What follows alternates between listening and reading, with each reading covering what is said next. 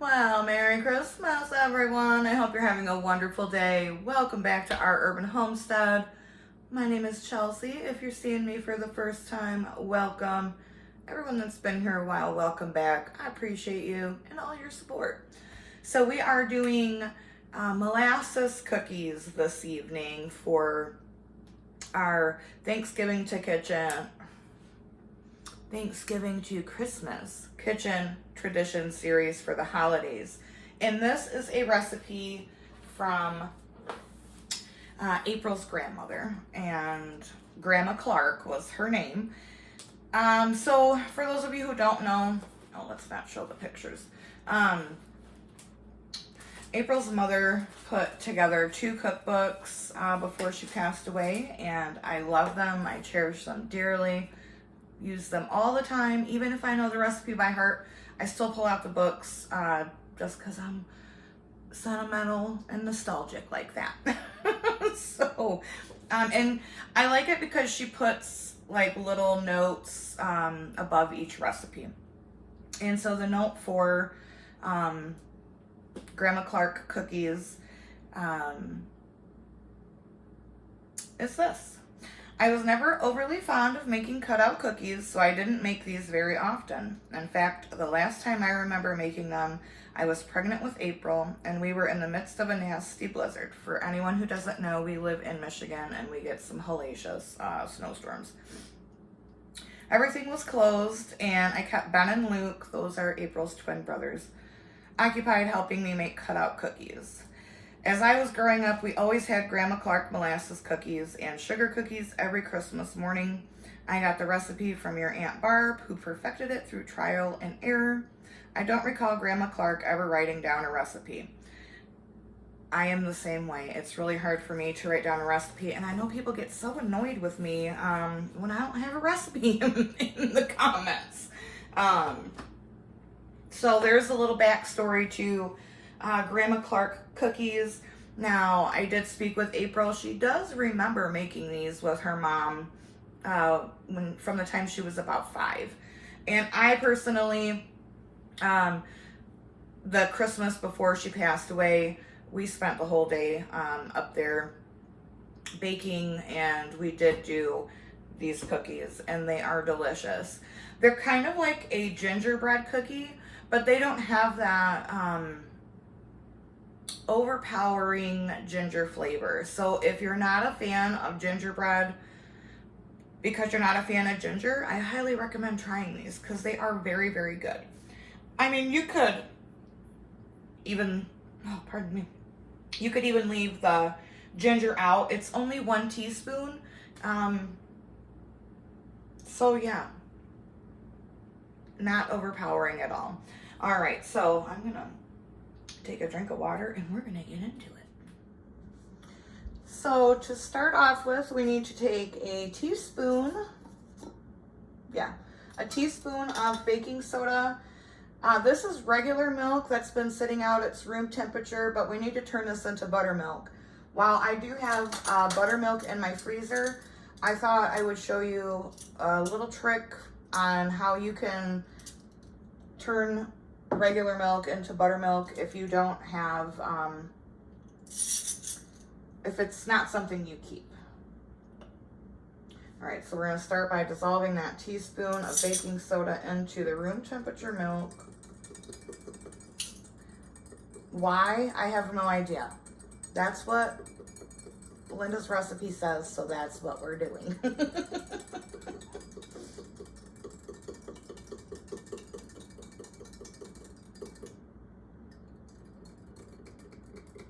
And then I'm gonna add a teaspoon of white vinegar. This is what's gonna give that milk that sour taste. It's also going to thicken it up and give it that buttermilk flavor. I'm gonna start with a teaspoon, and then after a few minutes, oh yeah, teaspoon's perfect. It's already thickening and curdling.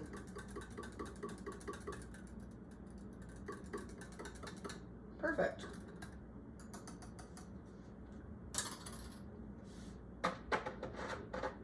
So what are some of the Christmas cookies that you all did with your family? What's your favorite one? Let me know in the comments. And so then this recipe calls for a cup of shortening. I mean, I'm pretty sure they used shortening in everything back in the day.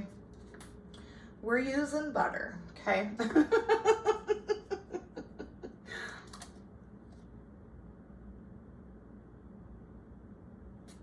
So 2 sticks of softened butter, or 1 cup.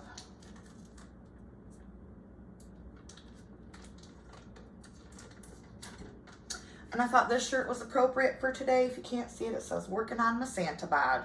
And I think it has like a gingerbread cookie on it. Yeah. So I thought that was appropriate.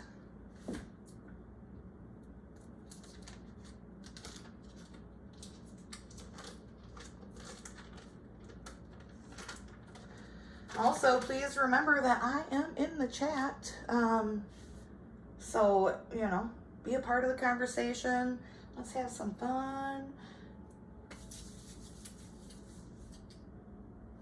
Eggs. We need 2 eggs.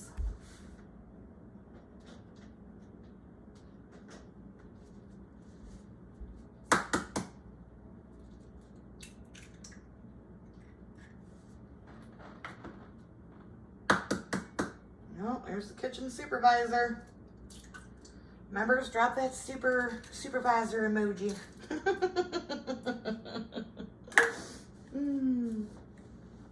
And then 1 1/4 cup of sugar.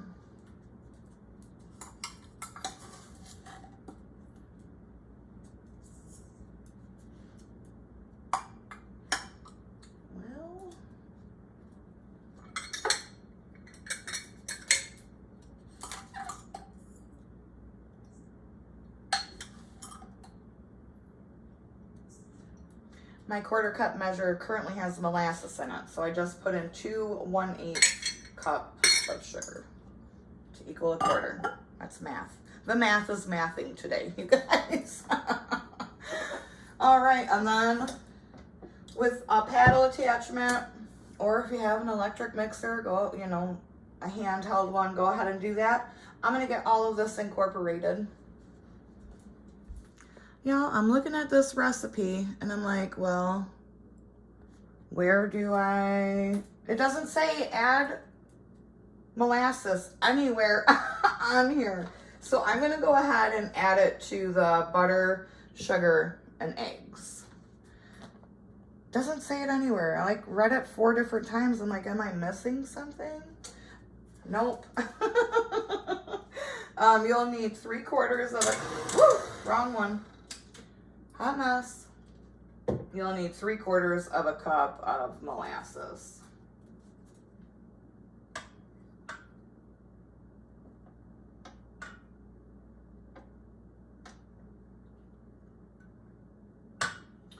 Now, you know, you can spray your measuring cup with like some nonstick spray if you want. For me personally, I don't feel like it helps get the molasses out any at all. So I just take a little spatula. And it's not a big deal.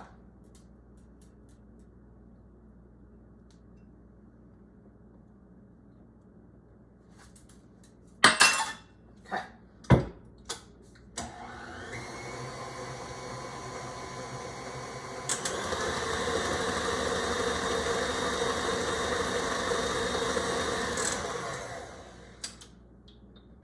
There we go. I am going to scrape down the sides of the bowl and gather a different bowl for our dry ingredients. I'll be right back. I really wish that I could play some Christmas music like in the background without getting a copyright strike, but I can't. So that's a bummer. But in my head, you know, I'm singing all kinds of Christmas music. There's just something about making Christmas cookies. You gotta have the Christmas music, right? At least that's what I did when my kids were little. We would always have the Christmas jams going. Okay, so now to this bowl I'm gonna add 4.5 cups of flour.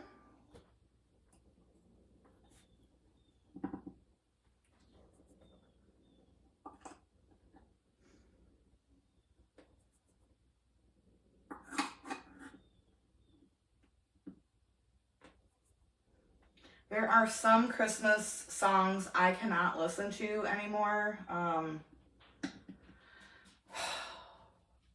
They get me too sad. Like, I'll be home for Christmas, forget about it. Can't. Can't do it. Okay, 4.5. Oh, I'm getting teary-eyed just thinking about the dang song. And then a teaspoon each of cinnamon, ginger, and nutmeg.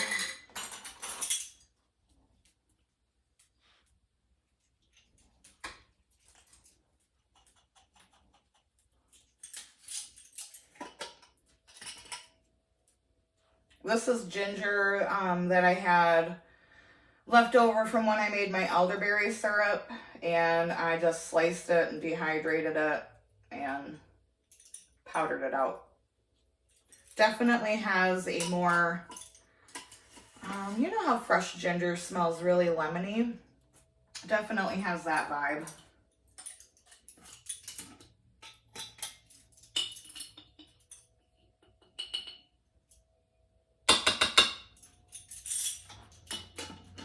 So are you guys enjoying this series so far? I'm having a lot of fun doing it.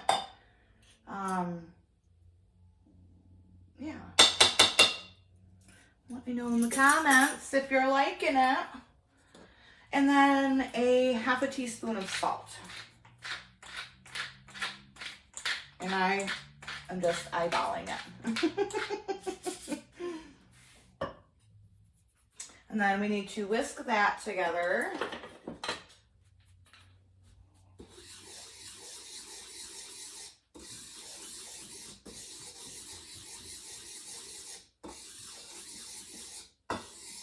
So see what I mean? There's not like a whole lot of the typical like gingerbread. Because I mean, a teaspoon really isn't that much. And if you don't like ginger, Tina, I know you don't like ginger, then don't put it in. It's all good. But you get more of the sweet, that sweet molassesy flavor. And you guys know I love molasses. Love it. All right.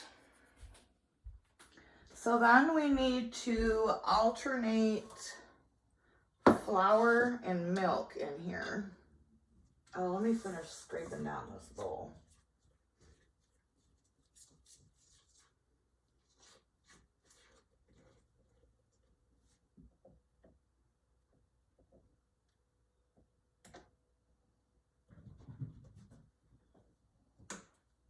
Gringo, what are you doing? Oh, please hold. I think my chihuahua got stuck downstairs. Get out here, sir. Come on. Naughty little supervisor. All right.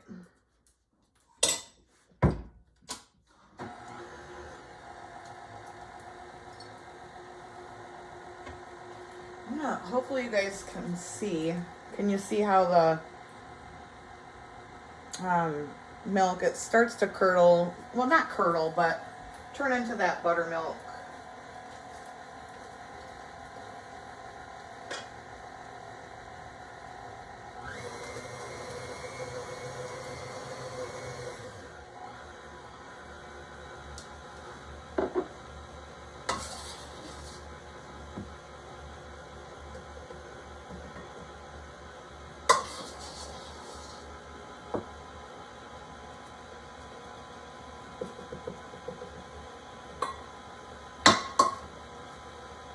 And of course I've got to get flour everywhere. It just would not be This wouldn't be right if I wasn't flinging flour.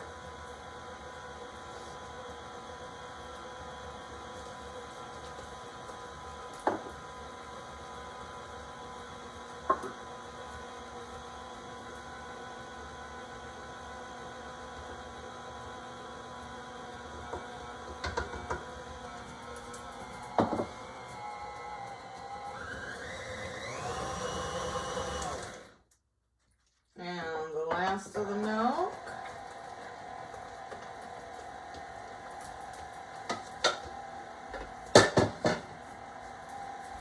Oh my word. Well, I guess it's a good thing I have to clean the house, right?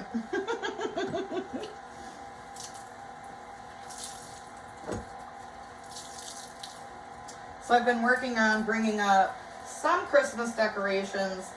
I'm not going full on crazy this year like I normally do. I'm just not.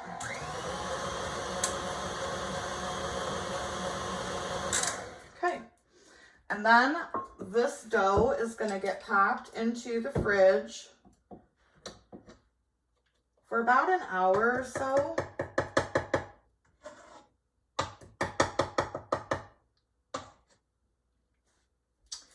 And I'm going to clean up my mess. All right, so the dough has been chilling in the fridge for about an hour. Now, I know her recipe says to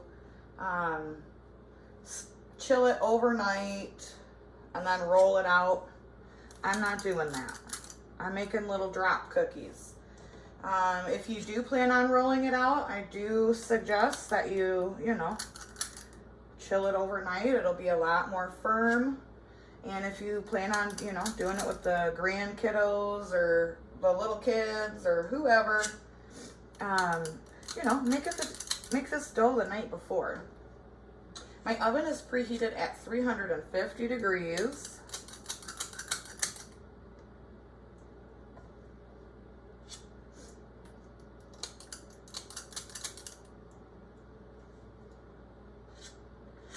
And these are gonna bake, if you roll them out into shapes, they only take 10 minutes. But since I'm not doing that, I'm gonna say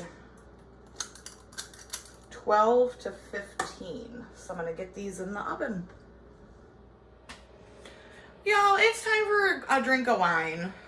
I just got done trying to film a video. You will have already seen it by the time this one comes out,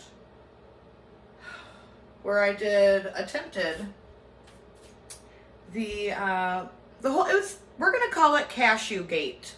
That's what we're calling it. Cashew Gate 2024.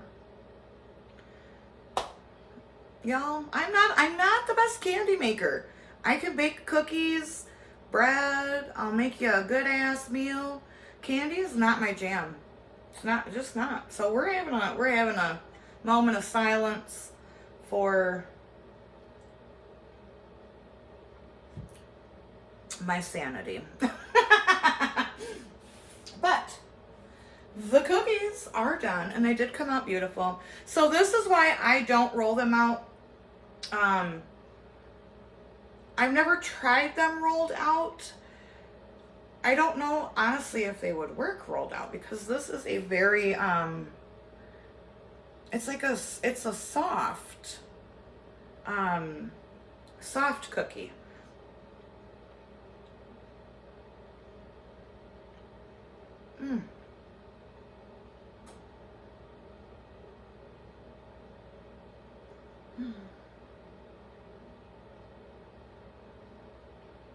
This makes Cashew Gate 100% better now.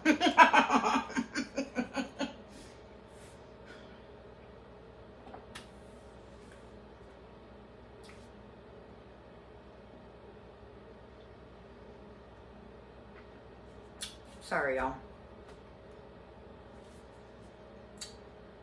I can't. I literally can't make candy to save my life.